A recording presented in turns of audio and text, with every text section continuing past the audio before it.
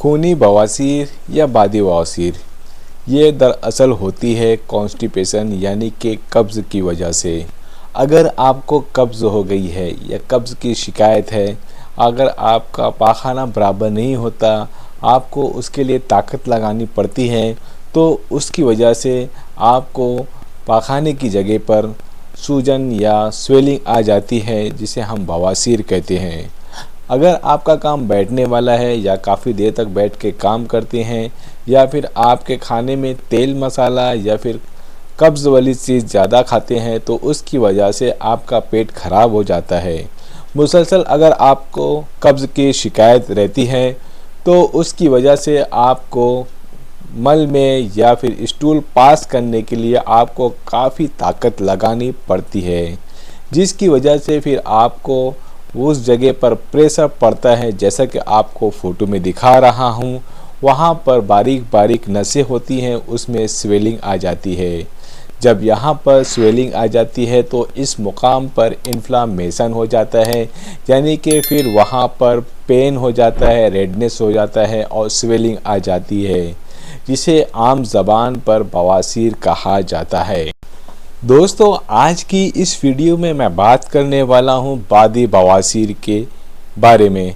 अगर आपको बवासीर हो गई है, उसमें खून नहीं आ रहा है, सिर्फ आपको एनस की जगह पर यानी कि आपको जहां से आप मल पास करते हैं या फिर स्टूल की जगह पर अगर आपको ईचिंग है, दर्द है, पेन होता है, जलन होती है, वहां से खून नहीं आता और बहुत ज़्यादा कब्ज़ है यानी कॉन्स्टिपेशन है, जिसकी वजह से आपको स्टूल पास करते वक्त बहुत ज़्यादा दर्द होता है और स्टूल पास करने के बाद वहाँ पर बहुत ज़्यादा पेन होता है, ईचिंग होती है और बहुत ज़्यादा स्वेलिंग आ जाती है और ये बर्निंग काफ़ी देर तक रहती है। तो इसे हम बादी बवासीर कहते हैं, यानी कि बगैर खून वाली बवासीर कहा जाता है।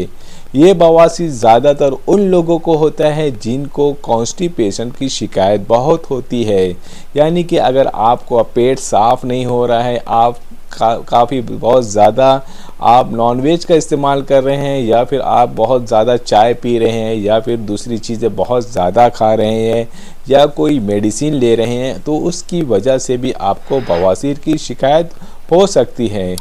इसकी डिटेल्स मैंने इससे पहले वाली वीडियो में बात कर ली है, लेकिन अभी मैं कुछ ऐसी यूनानी दवाएं आपको बताने वाला हूं, जिसके इस्तेमाल से आपकी बवासीर काफ़ी हद तक धीरे धीरे कम हो जाएगी और धीरे धीरे ख़त्म हो जाएगी। अगर आप इसका ऑपरेशन करा लेते हैं तो इसका ये सही इलाज नहीं है।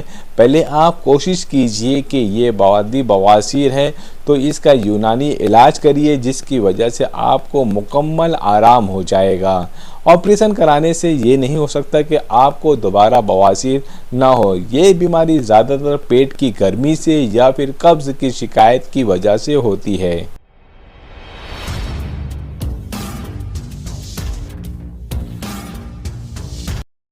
दोस्तों, हकीमी में यानी कि यूनानी में एक दवा आती है हब्बे बवासीर बादी, जैसा कि मैं आपको फ़ोटो में दिखा रहा हूँ।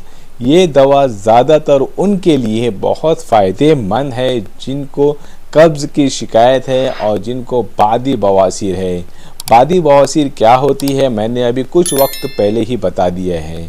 इस गोली को, जैसा कि आपको मैं फ़ोटो में दिखा रहा हूँ, इस गोली को आप दो गोली खाना खाने के बाद दिन में 2 बार इस्तेमाल कर सकते हैं। अगर आपको कब्ज़ की शिकायत है, इस दवा के लेने के बाद भी आपको कब्ज़ नहीं जा रहा है, तो फिर आप इत्रफल सनाई, जैसा कि मैं आपको फ़ोटो में दिखा रहा हूँ, इत्रफल सनाई ये एक माजून की शक्ल होती है। इसमें जड़ी बूटियों से ऐसी दवाएं मिलाई जाती हैं जिससे आपको पाखाना साफ होगा। इसको फ़ोटो में दिखा रहा हूँ, आप इसका स्क्रीनशॉट ले लीजिए। इत्रफल सनाई जो है आपको रात में खाना खाने के बाद सोते वक्त 10 ग्राम यानी कि 1 टीस्पून आपको लेना है, कुनकुने पानी से खा के सो जाना है। और हब्बे बवासीर बादी सुबह नाश्ते के बाद 2 गोली और रात में खाना खाने के बाद 2 गोली दिन में 2 बार ज़रूर लीजिए। धीरे धीरे आपका कॉन्स्टिपेशन सही हो जाएगा और उस मुकाम पर जलन और दर्द भी धीरे धीरे ख़त्म हो जाएगी। लेकिन इसके साथ में आपको परहेज़ करना बहुत ज़रूरी है। परहेज़ में आप गोश्त और गरम मसाले का इस्तेमाल बिल्कुल बंद कर दीजिए। खाने में सादा खाना खाइए और हाई फाइबर डाइट जिसमें फाइबर ज़्यादा होते हैं उसको खाइए। हरी सब्जियों का इस्तेमाल ज़्यादा करिए। दोस्तों, मेरी इसी तरह की वीडियो को देखने के लिए आप मेरे YouTube चैनल को लाइक, शेयर और सब्सक्राइब ज़रूर करिए।